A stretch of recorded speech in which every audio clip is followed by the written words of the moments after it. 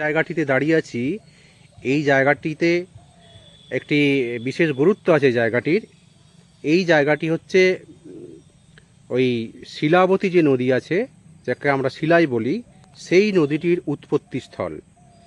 তো এই নদীটি হুড়া থানার বড়গার কাছে একটি পুকুরে পিছনের দিকে ঝর্ণা থেকে উৎপত্তি হয়েছে।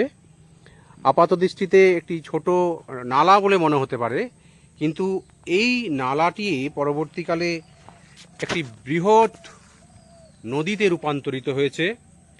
এই নদীটি পুরুলিয়া এবং বাঁকুড়া, তারপরে মেদিনীপুর হয়ে দ্বারকেশ্বরের সাথে মিলিত হয়েছে এবং তারপরে এই নদীটি দ্বারকেশ্বর এবং কংসাবতী, এই দুই নদীর মিলনে হয়েছে রূপনারায়ণ।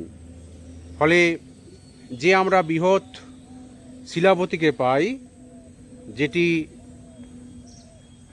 প্রতি বছর ঘাটালে বন্যার সৃষ্টি করে, সেই নদীটি উৎপত্তি এরকম একটি ছোট্ট ঝর্ণা থেকে, যা আমাদের ভাবতেও অবাক লাগে।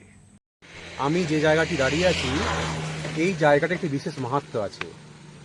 আপনারা দেখতে পাচ্ছেন যে পিছনে যে মন্দিরটি, এটি শিলাবতীর মন্দির। এই শিলাবতী মন্দিরের পিছনেই আছে একটি পুকুর। সেই পুকুরের পিছনেই একটি ঝর্ণা থেকে শিলাবতী নদীর উৎপত্তি হয়েছে। যে শিলাবতী নদী দ্বারকেশ্বরের সাথে মিলিত হয়েছে, দিয়ে রূপনারায়ণ নাম ধরেছে একটি বৃহৎ নদী। শিলাবতী এবং দ্বারকেশ্বরের মিলনেই রূপনারায়ণ।